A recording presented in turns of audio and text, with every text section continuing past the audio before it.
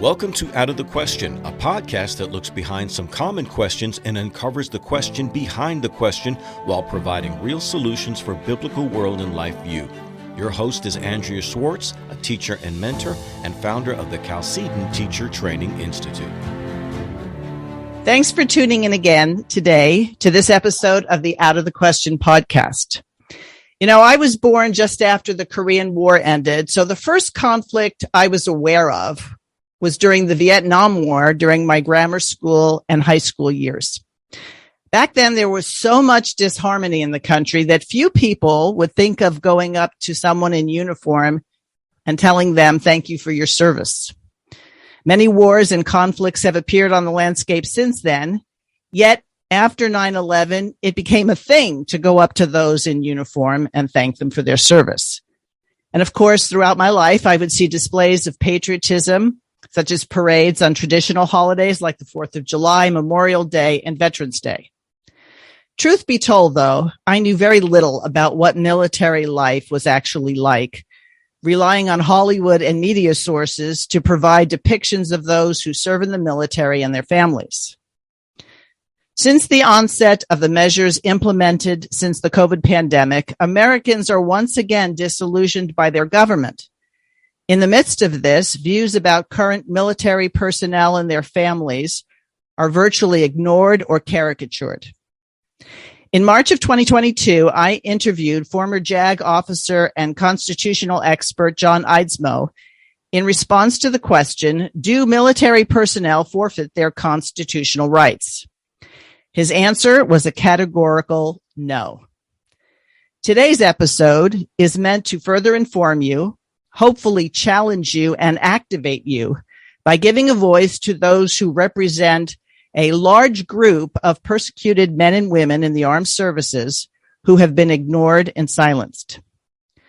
Too often, believers consider having the correct intellectual or theological perspective sufficient to place them in good standing with God. However, because of such thinking, when real trouble comes, they don't always have the knowledge or fortitude to respond as the warriors we should be for the kingdom of God. What's more, there has been a trend in our society to discourage men acting like men, seeking to make them more sentimental creatures, relinquishing their manhood, rather than living out their God-given roles to protect and defend. I am joined today by two men who are more than qualified to address the question I'm going to ask, because they both share an allegiance to the Bible and have a biblical worldview. Both have not shied away from challenges or difficulties, but have put their lives on the line when it came to defending their faith, their families, and their country. So this is the question I'm posing. Is our country still worth protecting and defending? Lieutenant Colonel Pete Chambers, also known as Doc Chambers, grew up in rural America as the son of an immigrant father who also became a small-town doctor. He joined the Army in 1983 and has served either active duty, Army Reserves, or Army National Guard for a total of 37 years. After his first honorable discharge, he had a break in service to complete college and medical school. He subsequently served as a special operations surgeon and Green Beret in the Texas National Guard. He has worked as a rural emergency medicine physician and served as a commissioned deputy sheriff and a SWAT team medic and operator. After the United States was attacked on 9/11, he returned to the U.S. Army Special Forces. Doc was at Ground Zero shortly after the Twin Towers fell, and he says his experiences during those 3 days would mold his fortitude to get back to work. At age 45, he was chosen as the first physician to attend the Special Forces qualification course from selection through the culmination exercise. He graduated the Special Forces qualification course at 47 years of age, earning the coveted Green Beret. Now, this may sound like a rather long resume and bio, but I'm really just scratching the surface. What I should say, though, is that among all the various things he has done and accomplished, he was awarded the Purple Heart, the Bronze Star Medal, and the Combat Medical Badge. His last deployment with Special Forces was completed in January of 2020, and he served as a member of Special Operations Detachment in the Texas National Guard. And he just recently retired on May 30th, 2022. So, Doc, which I'll call you throughout this interview, thank you for joining me today and offering what I hope will be some straightforward words to the people who are listening in terms of an understanding what's going on in our country. Yes, ma'am. I'm honored to be here, and I'll make sure that the next time we give a bio, it's the short version. Well, I think I just gave the short version. Well, after 39 years, I always tell people, well, you get to do a few things. So, I had you at 37. Excuse me. Well, that's okay. It's been a couple more since that was written. Okay. The second person I have with me today is John, and I'm intentionally omitting his last name. He's a major in the Air Force with over 15 years in the military. He has served a majority of that time as an aviator, flying on one of the military intelligence, surveillance, and reconnaissance aircraft. He has deployed numerous times to multiple theaters, with the latest this past summer providing overwatch for the U.S. troops withdrawing from Afghanistan. He spent 3 years serving on a joint staff tour involved in plans and policy for joint intelligence operations. John currently faces the potential of early termination from the military for objecting to being injected with the COVID-19 shot. He has sought a religious exemption, which has been denied on both the initial and appealed request. So as I said, I'm not just finding people with opinions here. I'm talking to men who have laid down their life, sacrificed for not only their country, but their family, because anybody who knows anything about military service would realize that men are gone for a period of time. And that puts a strain on family life as well. So let's begin with you, Doc. In light of your past, what is your take on the current attitude and conduct of the military in dealing with issues that are involving with this COVID shot, and how the general population, do they even understand what's going on? I'll start with basing my opinion on this, that it's based upon a lifetime of, as a lower enlisted guy, as a more senior, understanding getting out and then coming back in as an officer, where my job essentially as an officer, I had to adopt the rule that all branches understand, that I'm responsible for everything that happens or fails to happen as a leader. And that requires something that's actually biblical, and it's biblical in the doctrine of lesser magistrates. And Daniel did this with Darius, and he interposed for the people of Judea, and he went to them and said, "Hey, Darius, you got to let my people go," so to speak. And then he was dimed out by some of the people for not kneeling before the king, and then thrown in the lion's den. That's interposition, and that is the doctrine of lesser magistrates. Now, as an officer, it is our duty to interpose. We call those orders.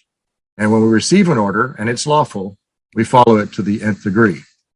In some cases where I've given orders downrange as a commander, and it resulted in soldiers being wounded or died in action because it was an action that we had to go into, and they were killed in action. So that's a hard thing to deal with as an officer, and you do, but you have to interpose. And if it was an unlawful order, then you have to exhibit what in the Army side of the house we call the Army values, and number 7 is called personal courage.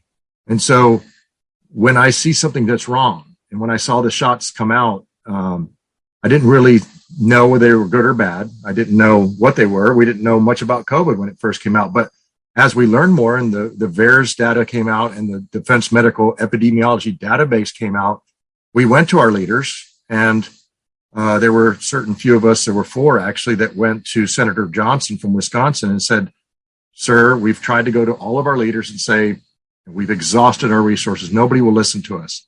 And he did. He allowed us to be whistleblowers. And that is the point which you cross over from being somebody that your commanders like to somebody they dislike immensely, because now you're bringing truth to light. And when you bring truth to light and it makes them look like they have egg on their face, which is not what it's about. This is about what's right. And when you do what's right, you go from being up here where you're a Green Beret doctor to, boy, we wish this guy would leave. And that's what happened to me. I was fired. I was rehired. I was threatened, coerced, lost my orders, took my disability, not my disability, my medical coverage. I lost that for a period of time. I had to go back, buy it myself, my TRICARE.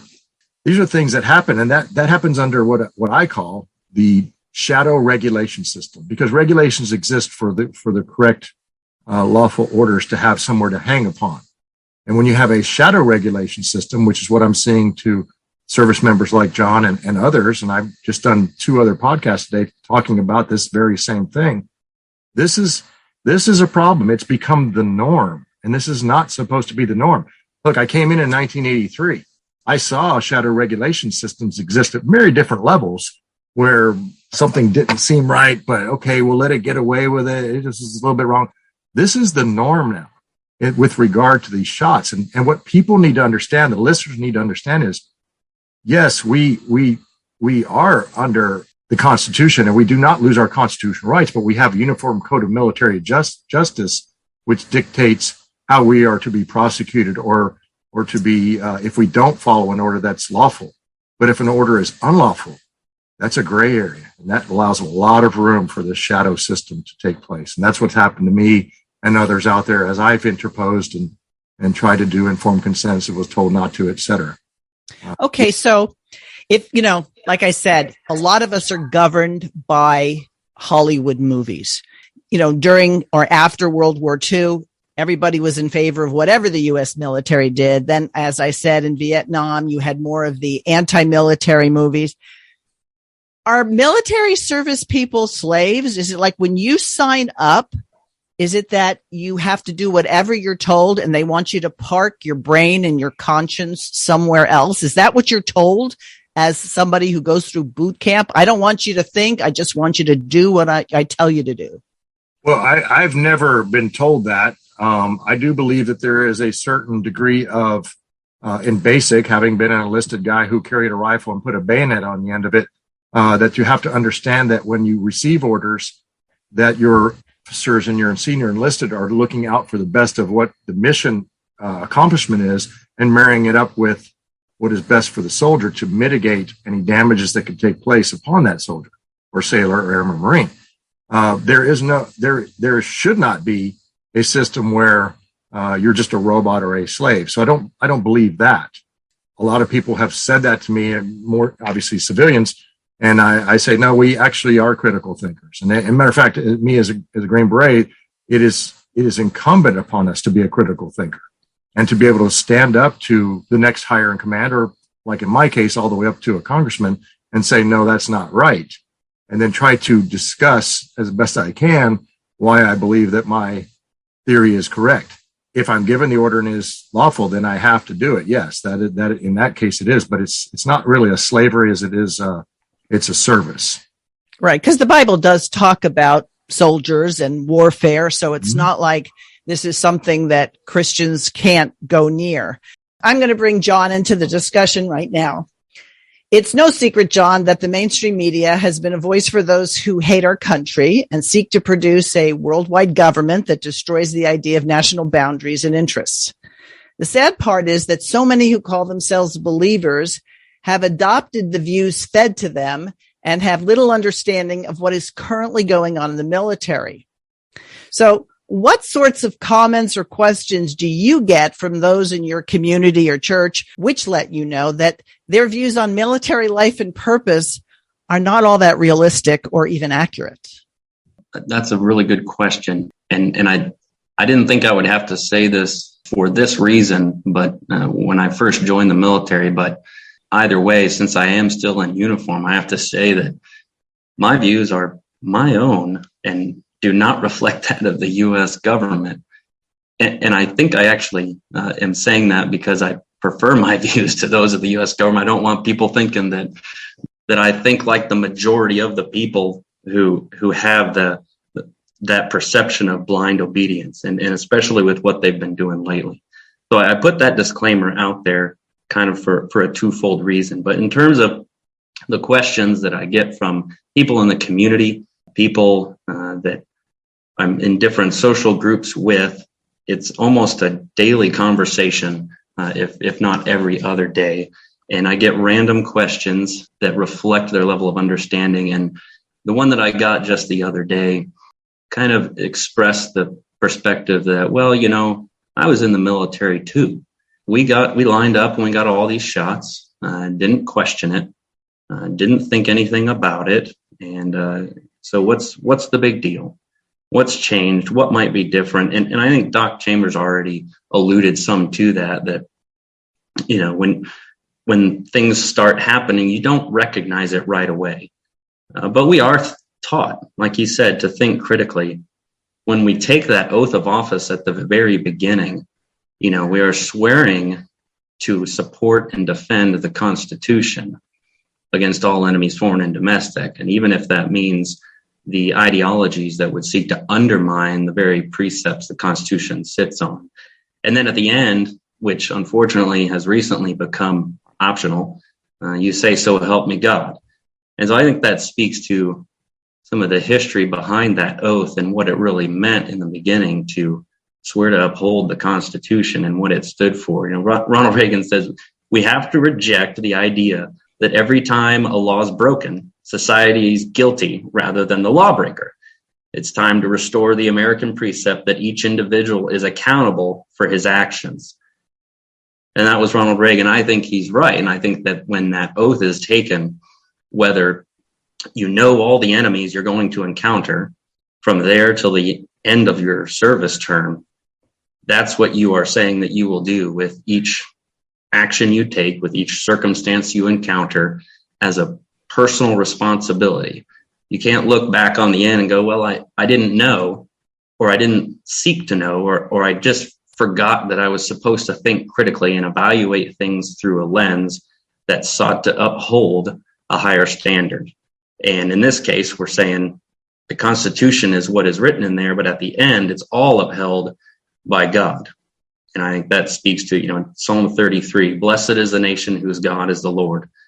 And so those freedoms and those rights that are in the Constitution, as reflecting back on what is presented in the Bible. And I think when I get that question from people of, well, we took shots before, what's different? Well, circumstances change every day. Another news thing comes out or another fact is dropped, and you have to look at it, like Doc said before, and think about it critically, evaluate and do your research, and not just swallow what might be presented to you and carry on and say, well, I just didn't want to think about it that hard, or I just really didn't want to take that oath that seriously and look into the Constitution, when a lot of Americans, even service members, have never read the Constitution. Oh, that's so true. Absolutely. And I think that's a foul. If you're going to take an oath to uphold it, you need to know what it says so that you can rightly defend it and support it in day to day, just regular actions. And then when things like a quote pandemic happen, and you have to make bigger choices and bigger decisions of evaluation. So I'll let this question be for either one of you. Is the order in terms of loyalty for a soldier, my country, my family, and God? Or is it the other way around? God, my family, and my country? So I'll start off with that one, being the senior ranking guy here. But former, now I'm a civilian. But I think everybody has their walk that they have to walk. And for me and mine, we follow the Lord, me and my family, obviously. And so that is number one. But under that, and in Romans 13, it says, you fall under authorities, but those are to be not just authorities, but godly authorities. If I was in a Nazi prisoner of war camp and they were my authorities at that time, I still have, under the laws of the Geneva Convention, the duty to try to escape. So I would have a different authority there. So I wouldn't put the Nazi prisoner of war camp number one. I would say, well, my truest authority is that. But I still have to go every day and be in formation, and I have to not be caught escaping. Otherwise, I face a retribution. So there's that. So if you find yourself in a situation where you're having to answer to unlawful orders or be coerced with unlawful orders, at that point, then that takes a lesser rung. Now, my family, when I'm home, I'm 100%. When I am downrange, I have to focus because people's lives are in my hands as a commander. And I have had that situation. So the mission, the men, and then me in that situation. That's how it goes. The mission, the men, and me. God is still overriding it all. It's not even in that equation for me because God is still overriding it. But that's the order with which I look at my own personal ranking system there. So everybody has a different answer for that, I would believe. But I think in general, I speak for at least my particular unit that I just came from, that seemed to be most of our beliefs. And I'll let John explain his. But it's so situational dependent. But you still have, I think God still goes first. And then when you're downrange, you're working it, kind of have to put it that way. Okay. John, anything to add to that? Yeah, so if I'm just going to stick to the three categories that you listed in terms of country, family, God, I would say that they generally are going to go God, family, country, in my perspective. God is the ultimate authority. He is the one that we're seeking to serve. He's the one, like I said, that underroots that commitment to the Constitution and one's duty as a sworn officer.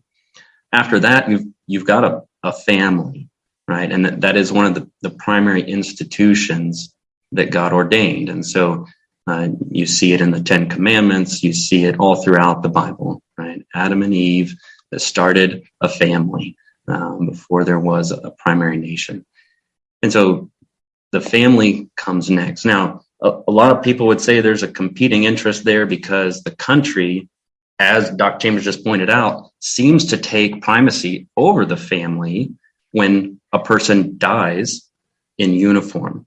But I would say that is not necessarily the country usurping the family, because the family is the more basic building block of the country, but it is that individual seeking to serve God for the protections of their family under the flag of the country that is hopefully serving the Lord. All right. So I know and have known a number of Christians who joined the service because of their love for their family and wanting to protect their family and defend their family and their country. And so a lot of times, I'm sure when service people run into difficulties, they'll get the response from maybe well-meaning people or maybe just ignorant people. Well, that's what you signed up for. And if you don't like it, why don't you just quit? Because they're so used to, if they don't like something, that they should just quit. As though being in the military somehow or other is this optional thing that you can take or leave. Yeah, when you sign up for a commitment. And you're saying, this is my yay, this is my nay, this is my word. I'm going to take an oath to serve.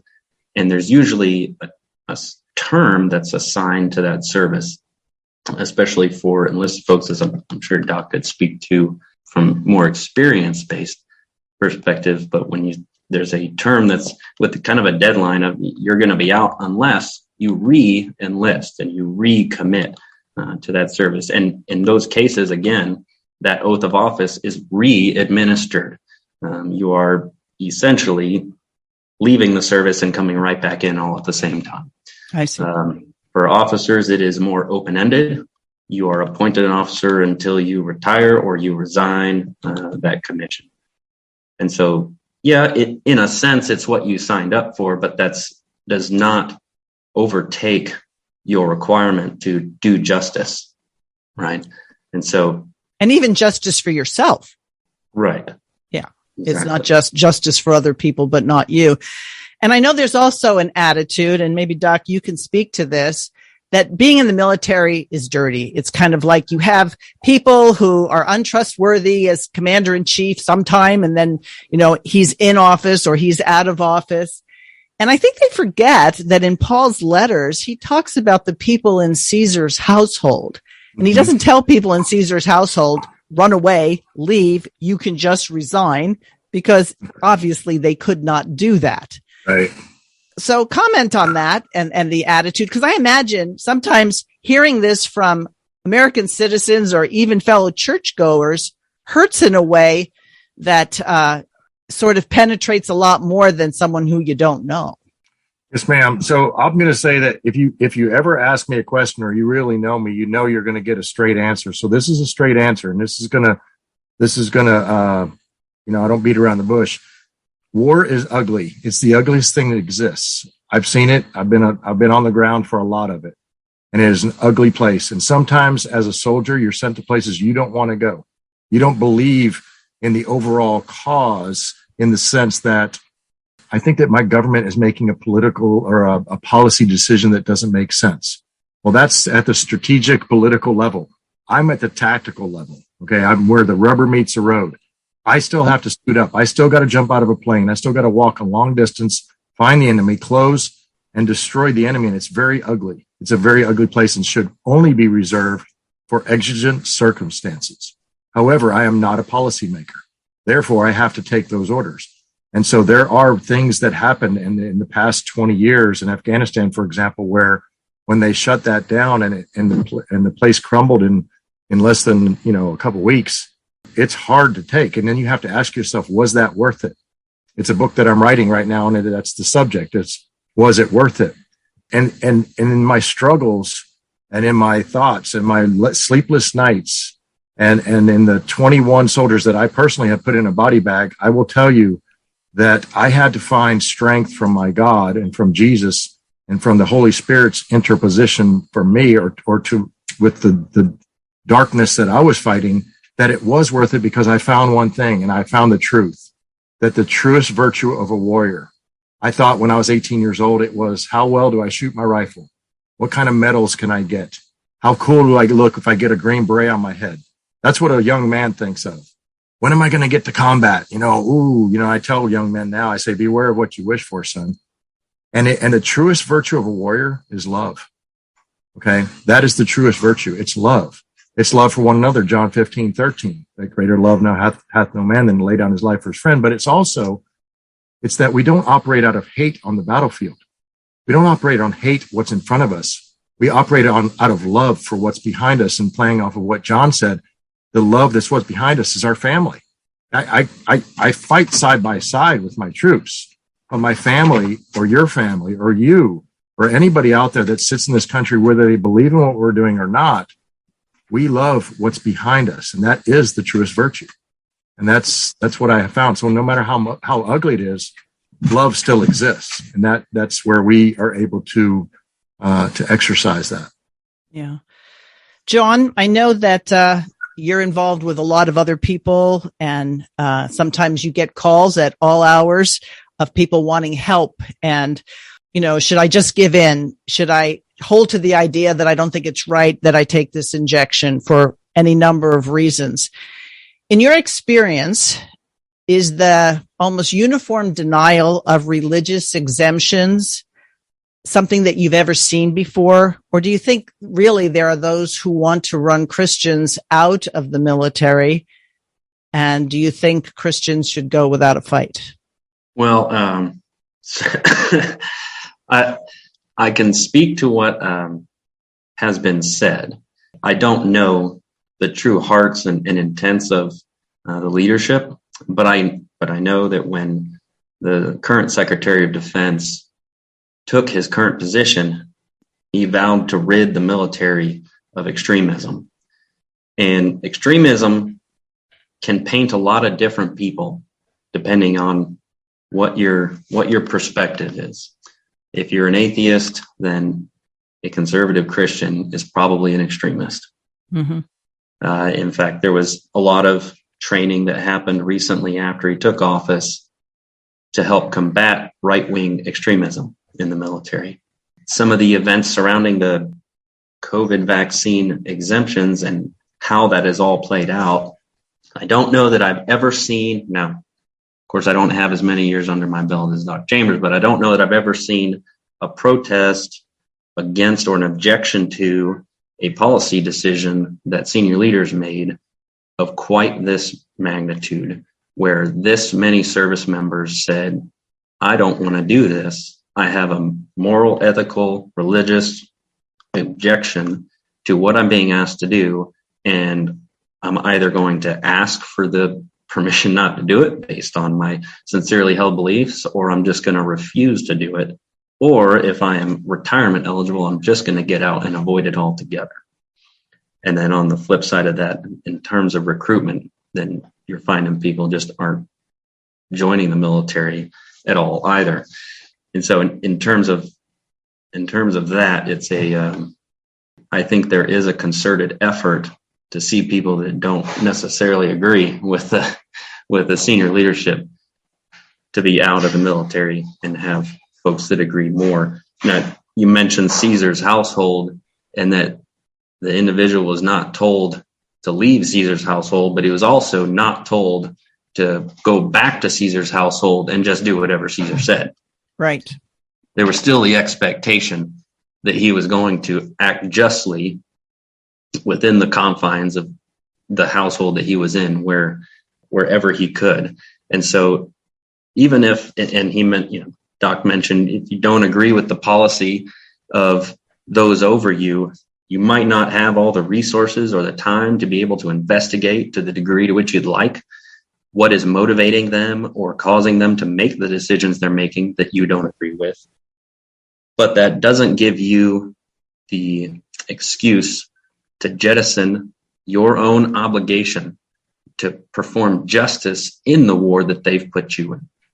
Yes. So you might not agree with the just war, but that doesn't excuse you from performing to your best ability justice in that war that you've been placed in. Okay. Doc, what would a military look like if there were no Christians in the military? Ooh. That would be devastating to the national security of this nation. The national security would not be blessed by an omnipotent, loving God. And we would not have good order and discipline that we really have and are losing, but good order and discipline comes from those basic principles that are outlined in the Bible. And good order and discipline and that in those laws that we were given. And we're saved not through laws, but they're created for our own good. Our country was based upon it. Our laws are based upon that. That good order and discipline is what made, it's hard to say this, made us successful. And I pray that things like this show and things like the lawsuits that are still continuing and all the actions on the fronts that we're on are successful, that we can save what is salvageable, but daily becoming unsalvageable. Right. John, I know that you obviously are facing things like potential court-martial, being dismissed, even losing all that you've accumulated for the 15 years that you've been there. But you've seen vaccine, or what they call a vaccine injury. You've seen the injuries. So what's it like for your fellow service people who see that people have been injured and they're still being told you have to do this anyway? Well, I think it just strengthens their resolve to not take it.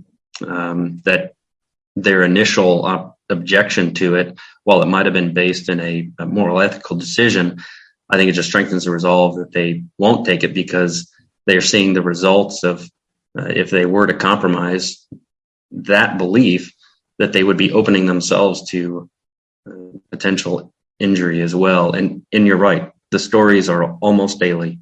I had another friend just got the second shot, and this is what happened. And you talk to people within the medical corps, such as Doc Chambers, and it's confirmed. Yes, this is a known side effect, and believe it or not, it's not uncommon.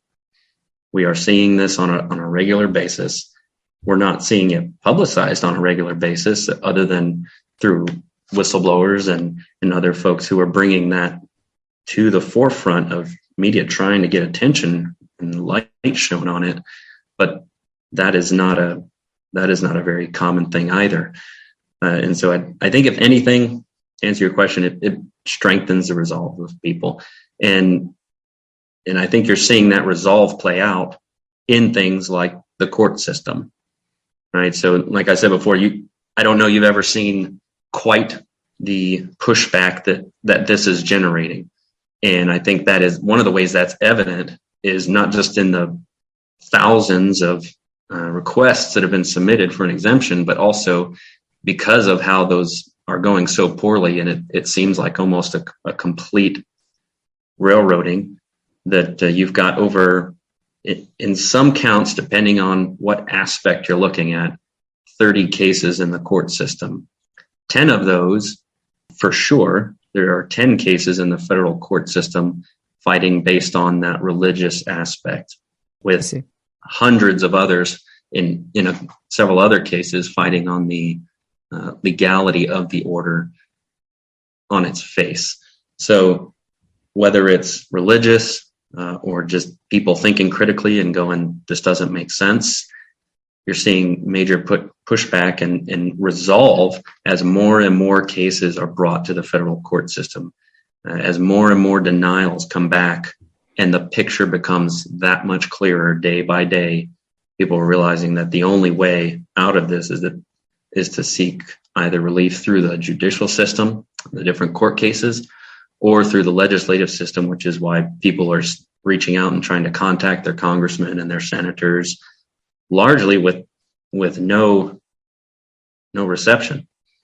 Usually it falls on deaf ears, but there are a few who are starting to understand and see the picture, whether that's for political expediency or not. It's starting to have a little bit of traction. All right, Doc, let me ask you this. When you've been at this soldier game for, it's not really a game, but you know what I mean, since 1983. Mm-hmm. All right.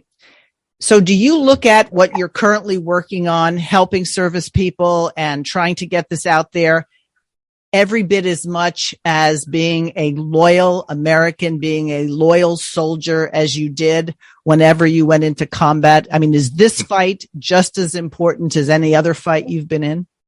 This fight is more important, and here's why. I sat down and did the math one time and figured out how many times I put my hands on a patient downrange, and this exponentially will, and this is over several trips downrange, this will exponentially affect so many more people being wounded. I'm calling it wounded. I still believe this is a bioweapon, and I still believe that this is biowarfare. It should be authorized that a soldier, sailor, airman, or Marine receives a Purple Heart once they find out that this was biowarfare. And if it wasn't, either way, that we're mandating something that is destroying our soldiers' lives, our families, destroying humanity if we allow it. Yeah, this fight is way, way bigger. I thought I was going to go to the house and go work cattle, and I found out otherwise.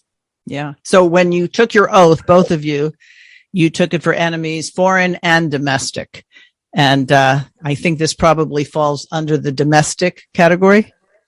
Correct. And it's not to support and defend a president or a vice president. It's the Constitution of the United States. That's what we are taking that oath towards. All right. So, John, you're in the midst of the fight. All right. And you're not caving in. You're not crying in your beer. I don't know if you drink beer, but you don't appear to be crying in your beer. So what keeps you going? In other words, you're not in the position like Doc, who could retire because you hadn't put in as much time, although it's hard to call Doc retired right now. He's just doing it with a cowboy hat on instead of, with a combat helmet. But how can you stay optimistic about the future? What makes you hang in there? Twofold. One is, like we've kind of alluded to, seeing the fight around me. There's other people who are struggling. There's other people who are in this same boat. Now, initially, that wasn't the case. You had a lot of attempts to stovepipe and not let all of us who were in this fight know that there was anybody else in the camp, right? They wanted everybody kind of walking around, not knowing who was with them and who was against them. And that was easier. Everybody was wearing masks and there wasn't a whole lot of distinction. There was at one point masks went away except for unvaccinated. And then we all kind of got to see who each other was a little bit. We had our own little markers on ourselves and kind of felt like it was reminiscent of World War II Germany. But so seeing the other people around me and going, these are my brothers. These are the least of these. We are in persecution together. I'll call it that. And so to stand by them and say, we'll stand as long as we can stand linked arm in arm.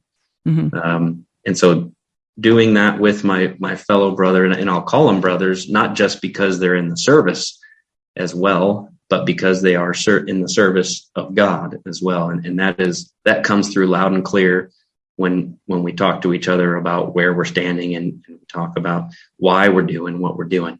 Mm-hmm.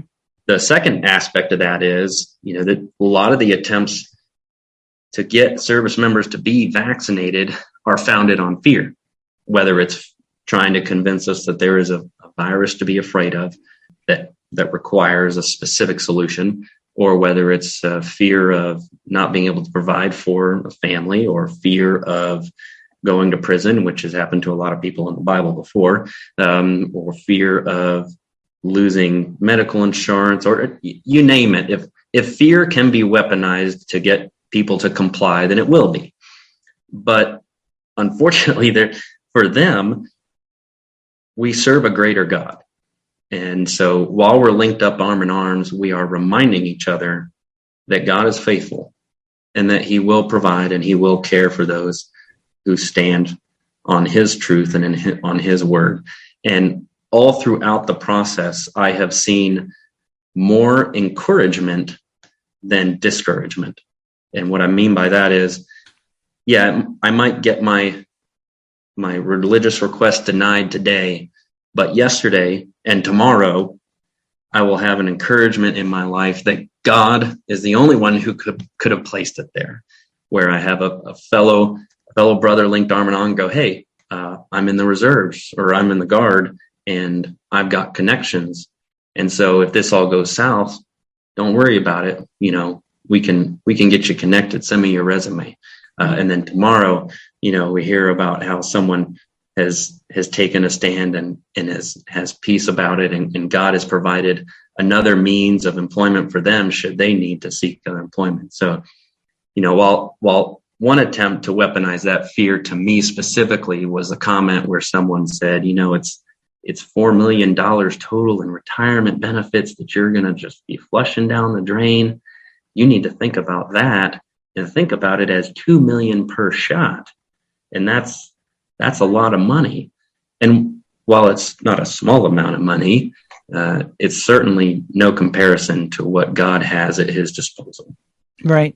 It's not working. Yeah. So I also have been informed that for people who will leave the service because of this, that they may be charged back for their training. Is that something you've been threatened with? Not necessarily training. There is that threat. And I think that's one of those things where we've all kind of just reconciled that if we get to that bridge, then we'll wait for God to provide the solution and the way out. I think the primary threat for that has been folks at the academy. And we'll see how that works out. But in terms of back pay, that has been a threat from the beginning, but that's something that we've kind of compensated for and said, okay, if we had to pay something back, this is the amount, and we can save and pray and see where God takes this. So okay. Continuing to rely on him to provide the way forward. All right. Now I'm going to ask both of you this question.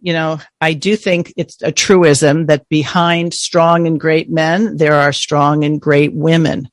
Do you find that most of the wives whose husbands are encountering this are turning into weeping women going, oh no, just please, just do what they say?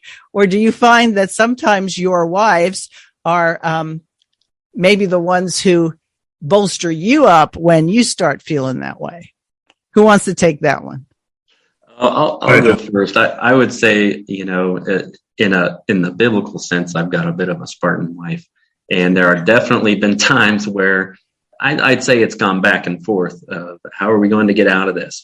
Her asking me and me providing some of the context of different avenues we can take where God can provide the rest, but that there are not all exits shut off to us. There is hope. There is a way. And then a couple days later, then I find myself stumbling, maybe faltering a little bit. And then she provides that encouragement. And we've made the comment that we fight back to back, right? And so we're constantly trying to encourage each other and lift each other up in the Lord. So, but as far as everybody else, we have, I think it is the same way for most couples in this instance. People are sinners and they're weak from time to time. And so while they have resolve and they have their principles, their biblical principles that they're committed to, they stumble and they trip. And that's why God has given us great helpmeets to pick each other up in those times and encourage each other in the Lord. So I think it's both. All right. What about you, Doc? Well, I'm going to say that I'm also married to a Spartan type wife who is very independent, grew up on a ranch, tough, family practice doctor. She's way smarter and way tougher than I am. But she's also been the same person that received the phone call on our invasion of Iraq that was from the Department of Defense saying your husband's been wounded in combat and he's in the hospital right now, and that's all we can tell you. And then she went to her knees and nearly passed out. And so, they still have a soft side. But when I'm down, she's up. And when she's down, I'm up. And that's just kind of how it's been working for us. But that's required. And I just unfortunately spoke to a soldier a little while ago that because of these mandates and because he's getting out, because he doesn't have a future job, he and his wife are splitting up. Mm-hmm. It's destroying not only physically, but relationships and it's destroying a lot of things. It's destroyed my trust in my government with regards to vaccines. So there are second and third order effects that we will not see for some time. So I started off by asking the question, do you think the country is still worth protecting and defending? And it sounds like you both are saying yes, but it's not necessarily going to look like the way most people think it will look like. Yeah, we're in the fight right now. We're protecting and defending right now. Yeah. All right, gentlemen. So tell me this. All right. My audience, I quite frankly don't know how extensive my audience is, but I do get nice comments from people from time to time. So I imagine somebody's listening. What would you ask them to do to position themselves shoulder to shoulder with you? What would be what it is would be your request? Well, I'll start off on that one. I think for us, we have found that one of the avenues with which we've been trying to seek a little bit of help has been through the different branches of the government. We're not getting any help from the executive branch. They're kind of the ones that we're trying to defend ourselves against a little bit. So that led to my earlier comment that we're looking at both the judicial and the legislative side. Now, you can't do a whole lot to influence judges other than to pray for them and hope that they judge righteously. But you can present those court cases. And so that is being done by righteous men seeking to find relief in that avenue. Then on the other side, you've got that legislative piece, which I think is probably where every citizen has a responsibility if they're going to be a part of their country and government, both at the local and state, but then also at the national level. And so while the military is generally considered a federal fighting force or a federal force, there are things that people can do at all those different levels. And I think should be getting involved at all those different levels. So while the predominance of the relief will probably come from the federal level, getting involved in government, talking to your legislator, whether that's U.S. senator or representative or state senator or representative, as the case may be, and trying to get them to bring attention to it, to acknowledge it, and to do something about it. And a lot of the responses we've got from representatives has been, well, that's That's the executive branch, and the president is the king. They don't say king, but that's pretty much how the attitude comes across. And there's really just not a lot we can do. And that's not true, because they've already tried to do something and had a little bit of success. In the National Defense Authorization Act for fiscal year 22, there was a little blurb put in there about how the military could not separate anybody for the sole purpose of refusing the COVID-19 vaccine with any service characterization less than honorable or general under honorable. And so that wasn't a long-term solution, but it was a bumper. Yeah. It was a bumper pad that prevented complete annihilation and persecution of a lot of service members as they are and have been getting separated. And so there can be an effect had when people are communicating with and staying on top of and actually exercising their right to be represented by their elected officials at the federal level. All right. So, Doc, now that you're not wearing uniform anymore and you're a civilian, you can do things that John obviously can't do because you have avenues open to you. What would you say to people who say, I had no idea this was going on, I really want to help and contribute? How can they and where should they direct their efforts towards? So I'll answer it this way. In my job as a Green Beret, if I was told to go to a foreign country and there was a oppressive leader or oppressive third party actor that was coming down on their citizens doing something wrong, I would need three kinds of people to help me on: the doers, the people on the ground doing stuff, people that could help supply, and let's say they can't get a house, so they're going to be auxiliary. They help with money, or they help with donations, or just phone calls. And then there'll be another force will go out kind of like lobbyists, and they get out and they talk to they could make phone calls. So you have all these three. Find a place where you can go, and in chaos, the first rule of chaos, which is the environment that we're in, it seems, control the controllables. Don't let it take you. Don't live in a spirit of fear. Stay in the Word.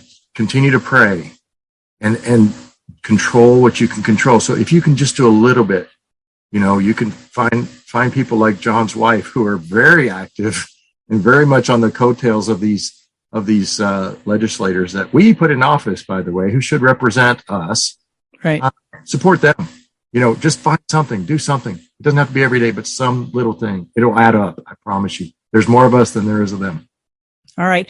Is there a place or a website they can go to connect with you, connect to where if they wanted to make a donation to help with legal fights, medical fights? Tell us what that is. Absolutely. At truthforhealth.org.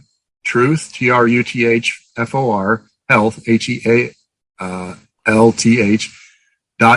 O-R-G. There is a place where they are helping people in the legal fights, helping service members, also in treatment, if they are post-vaccine wounded. And that's Dr. Lee Vliet, V-L-I-E-T. She runs Truth for Health, and I'm on the military council. That's a place that I have that's directly helping us in what I'm doing. And then John may have something else that we could consider. Anything else, John, that we should add? In all of these legal battles, lawyers aren't free. They try to give of their time and energies as much as they can, but they still have families to support as well. And as men and women are getting kicked out of the military, they are, for a time, losing that ability to support their families. So there's numerous cases going, and foundations. Foundation for Moral Law has been supporting it. In Alabama, you've got Thomas More Society, First Liberty Institute, Liberty Council, Alliance for Free Citizen. So just the list is continues to grow of folks that are trying to help in the legal battle. There is a Midwest case that involves men and women from the Midwest, and they've started a Give, Send, Go called Airmen for Religious Freedom, where they're trying to raise money for folks that are being impacted by loss of pay, as well as to help fund legal fights. So that is one additional avenue. Very good. Okay. Last question. I always say last question, but I really do think this is my last question. It's hard what you guys are going through is hard. And yet there's a corresponding joy when you're working with people that are fighting as hard as you are and share the same desire for victory, the same desire for justice. Talk a little bit about, if you would, and I'll let each of you kind of weigh in on this. What have you gained as you have been fighting this fight? I'll go ahead and start because this one's really going to include John. As I've been in this, and I thought I was alone and unafraid at first, and really was depressed out there on the border, fighting for the 600 soldiers I had at the time. Then it grew to about 10,000 soldiers. You feel alone and you feel disenfranchised, but then you meet somebody else. I met Dr. Teresa Long, and that was great. But going to Iowa and meeting his family, his wife and his kids, I felt like I had another family somewhere else who were all in this fight together. And that is the joy. That is where the love comes in, because then you feel like, okay, this was worth every bit of this fight, just that little piece. So for me, that's a huge part of it. Okay. John, I'll let you have the last word. I would echo his sentiments wholeheartedly. When this whole thing first kicked off, like I said before, it very much was a feeling of alone, right? Which is one of the most favorite psychological warfare tactics that people like to pay. Make you feel alone. You're the only one making this fight. You're the only one taking this stand, and you're really causing a lot of trouble. You're making things harder for everybody else and yourself, and it's really not that big a deal. And really just minimize your position and minimize your stand and try to make you feel like it's not worth it. And so in some senses, you feel like you're in a big open desert all by yourself. But then when you start realizing that there's one other person out there, and then you find another and another and another, and you realize that all their lies were actually just that, lies. And there's actually a whole lot of people here. At first you go, okay, that was a test. Am I relying on God and his word for my decisions up front? Or am I going to just seek the closest group that will make me feel good? And I think throughout this, we've all kind of come together going, we all thought we were alone.